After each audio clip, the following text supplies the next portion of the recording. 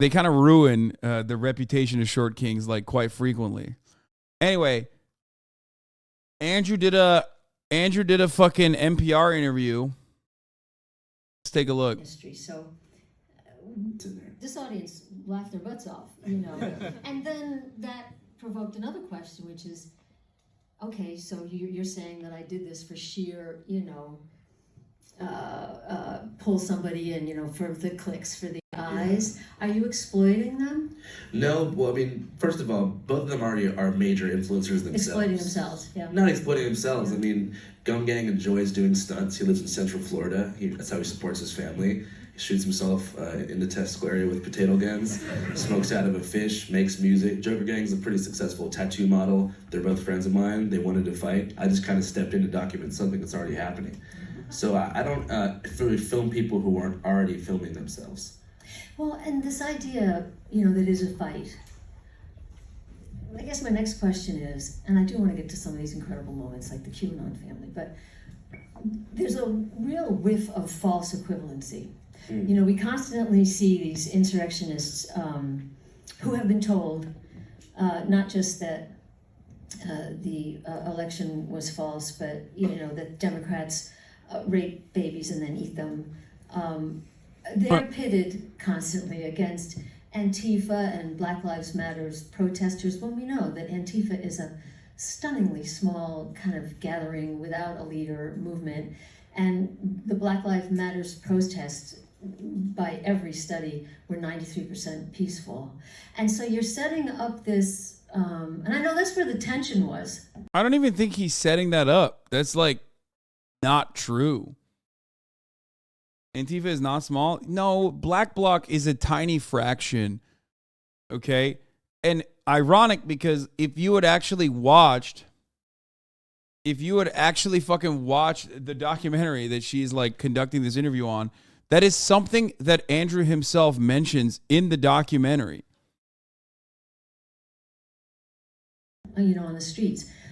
But is that kind of a false equivalence? It's not what the movie's about. The movie's not the movie's not about far left versus far right at all. It feels that way. It's not. That's crazy.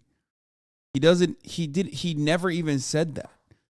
Like, he literally openly states that, like, Black Bloc is a much smaller component of the overarching, like, leftist movement, and it's just a decentralized movement in and of itself. That's crazy. What is it about? Well, first of all, it's about media echo chambers. How people got radicalized and forced into tight digital echo chambers before the Capitol riot. But there's not much really Antifa featured in here. There's some centrist protesters. There's some anarchists featured, but it's not really about that. And yeah. Well, what part made you feel that way? Just that I kept seeing it. You know, Antifa and all the alt-right, you know, colliding into each other when we just know Antifa in particular is so tiny. And when we know the stats about the right, I mean, we know that 40% of Americans believe that the election was stolen. That's a big number. Yeah. And, you know, 30% of... I think that's what this movie's mostly about, is following the right wing. I think following the fringe left would be a separate thing. But the point is that most conservatives, especially during that time... I gotta pee, I'll be back in a second. Whereas Antifa, or the radical left, if you want to call it, is a very small portion of what you would consider liberal. But the problem is... You just say that in the film. Yeah, what I'm kind of framing is that... Wait, she said you did say that in the film. Okay, so you understand that he mentions that. Right-wing media, they used Antifa as the ultimate straw man. Like Tucker Carlson referred to Antifa as paramilitary groups of Joe Biden voters. Whereas MSNBC, I'm not even going to name anybody, but I'm just going to say centrist liberal media wants to make it seem like they don't exist and like all the protests were peaceful. But my question is, what's the problem with non-peaceful protests? Why the constant emphasis on the protests were mostly peaceful? Why not talk to the people involved in the non-peaceful protests and actually figure out what's on their mind, as opposed to try to categorize everything as completely peaceful to prove a political point, because the anger and the tension was there. So no, I don't think the movie is trying to frame Antifa versus the Proud Boys at all. I think it's more of it's following I think my movie follows a conglomerate of InfoWars subscribers, Oath Keepers, 3%ers, Proud Boys, and general QAnon lore followers, and it shows them mobilizing in public, and the people that show up to confront them in public are anti-fascist protesters. So I don't think the movie draws any kind of equivalency between far left and far right, but it does show the circus that unfolds in public political clashes, which generally follows the news beat. And how about what you just said about the media? And I don't want to spend too much time on this, and I am not carrying Don Lemon's water. But this idea that, you know, both, you call it the left, I call it mainstream media, in deference to my progressive. I call it liberal media. Yeah, I don't. Not in leftist deference media. to like Amy Goodman and Democracy Now! And people who really are progressive media. Mainstream media, and then there's absolute right-wing media. And So you don't consider Fox mainstream media? not when you got Tucker Carlson. That's so dumb. Of course Fox News is mainstream media. What the fuck? That's Fox News propaganda right there. These liberals are so fucking silly and so out of touch that they don't realize that they're feeding into the hands of Fox News when they say Fox News ain't mainstream. It's literally the most mainstream media, man. That shit pisses me off. It is literally the most mainstream news, man. It's so fucking annoying. It has the highest viewership in network television news. It's mainstream media. Well, considered so by people at more media. Fox is leaning to definitely the right. mainstream media. Yeah, but they lie. How's that mainstream? This is ridiculous. No, I mean, I might be old school sitting here, but Amy Goodwin doesn't agree with her on that point, by the way. Even she refers to Fox News as mainstream. Amy Goodwin. I mean, Amy Goodman? Wait, am I having a brain fart? I was peeing when... You're talking about Democracy Now!, right?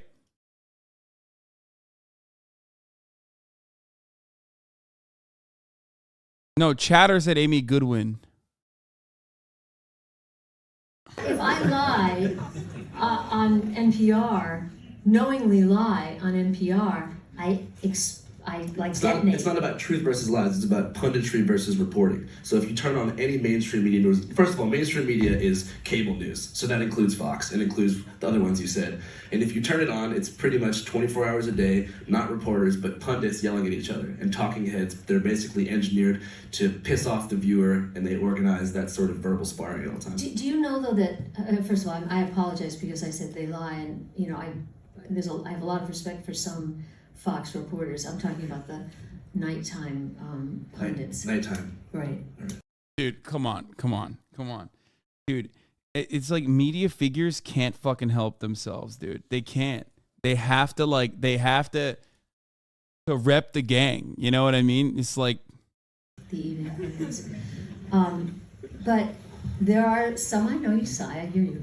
There are some of us in what I'd call mainstream media who actually think that, as opposed to, what you just said, setting... Stop doing this. Take an hour off. I've banned a couple other chatters for doing this. Stop sending me literally the most irrelevant, fucking esoteric, formerly left, now reactionary fucking tweets with like 13 likes.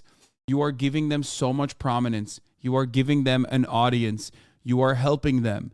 When people write tweets like that, they do it with a specific purpose so that some dumb motherfucker in this community is dumb enough to get the bait and put it in front of one of the largest fucking leftist outlets out there, okay? It is very, very stupid, okay? Stop feeding the fucking bait. Up this divide that mainstream media actually waited way too long to report on the Alex Jones of the world and Mark Levin's, the people behind this divide that we're seeing right now. I just don't see the equivalency I'm not drawing an equivalency. I'm saying the mainstream media echo chamber stokes culture wars and fears and division to sell ads to their sponsors because they're corporate backed. It's just how it works. Okay. I'm sure you can turn on TV right now and you can see they're all doing the same thing. Yeah. I mean, what's more valid is obviously I have opinions about that, but you know. Yeah, well, they have to pay the bills. 1-800-909-9287. What did you want to get from Alex Jones? Interviews about his plans to storm the Capitol. Interviews about what he meant by 1776, meaning Americans had to defend democracy by any means necessary. An explanation of how his business model worked and what he thought about America at the time before the Capitol riot. Yeah. The drinking with him while he lifted weights. I'm serious. I mean, this is, one of the most despicable Americans in our history. How do you think the Sandy Hook parents would feel about drinking with him? He's looking around like, are you serious right now? What the fuck? Bro, okay, so here's the thing, okay? What she's doing here, even if she's like kind-hearted, otherwise well-intentioned, is precisely feeding into Andrew's point, which is that like you turn on the fucking finger wagging for a liberal audience so quickly. Like, that's insane. Like, you just turned around and you're like, whoa, why did you like platform Alex Jones in that way?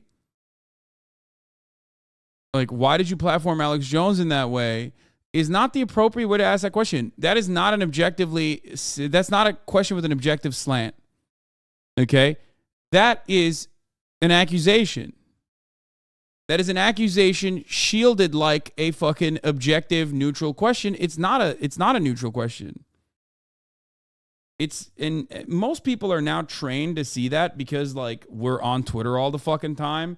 And especially on Twitch, we're trained to see that because like, guess what? That's what a lot of my chatters do all the fucking time. You know what I mean? Whenever they want to be annoying, they will not ask a question. It'll be shielded like a question, an objective one maybe, also with like a just curious slapped onto the tail end of it. When you're not just fucking curious, you are making an accusation. You're launching an accusation. You're asking me? Yes. Well, the lawyer Mark Banks, who represented most of the Sandy Hook families, loved the scene. He told me that he thought the film was great. Why did you do It's just a really, really pointed negative question that you just asked me. Yeah, maybe it is. But you can take that. No, it's just sort of like accusatory. It's putting me on like a bad vibe. Oh, I'm sorry. Why did I do it? Well, I don't know. Why did you do it? I'm curious. There's certain surreal moments that just happen when you're filming something like this that you would feel remiss to not put in the final cut of your movie. Like, but why did it happen? I'm just curious. I mean, come on. Like, yeah, if you fucking weight lift with Alex Jones, he's like spraying whiskey on his face.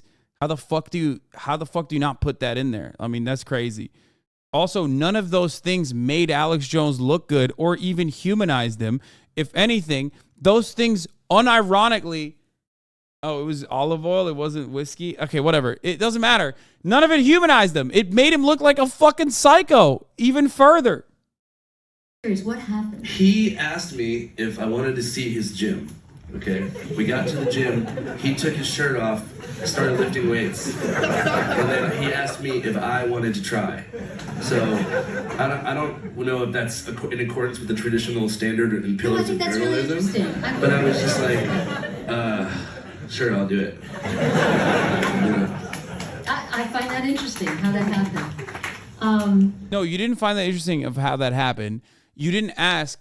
It was a really if you found that interesting how that happened, you would ask this question. Hey, Andrew, I find it very interesting that you were able to get Alex Jones in a private moment like that to take his shirt off and fucking weightlift inside of his gym. That was very cool. How did that happen? Can you tell us a little bit about the events that led to that moment? That is how you ask that question if you find it interesting. The way you asked the question, NPR lady, was, What do you think the victims of Sandy Hook would feel about you showing Alex Jones in a positive light like that and humanizing him?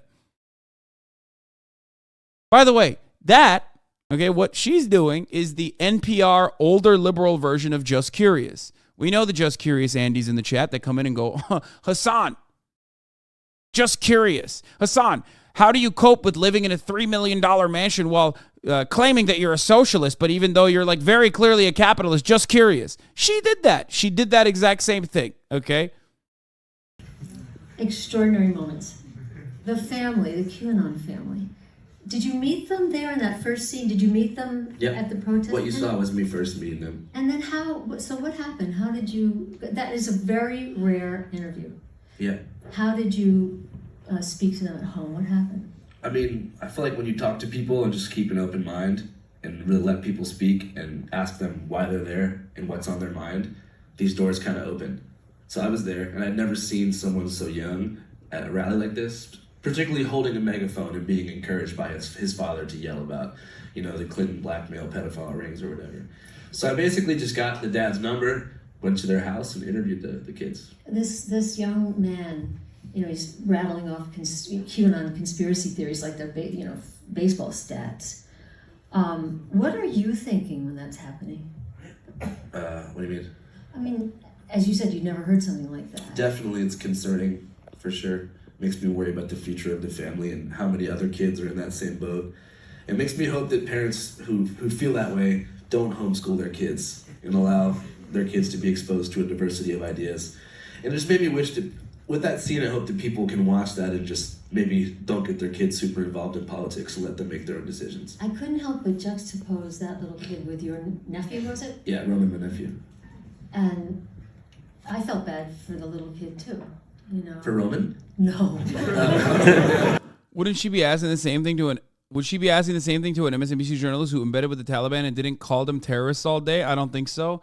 That's actually a pretty good point too. Yeah. Like when you are trying to have people open up to you in meaningful ways, if you're an accepted, appropriate person with a Pulitzer Prize, then they're like, oh, that's great that you did that. That's wonderful. I'm glad. Please, accept all the rewards for your wonderful contribution to society. When you fucking do it as Andrew, who is not an accepted figurehead of the media, a part of mainstream media, a part of legacy publications, okay, even though this documentary got him on, A24's radar, this documentary was published on HBO, so he's like now in the process of becoming more mainstream. They're still eating his ass alive because of what he said to Don Lemon and what his position is on like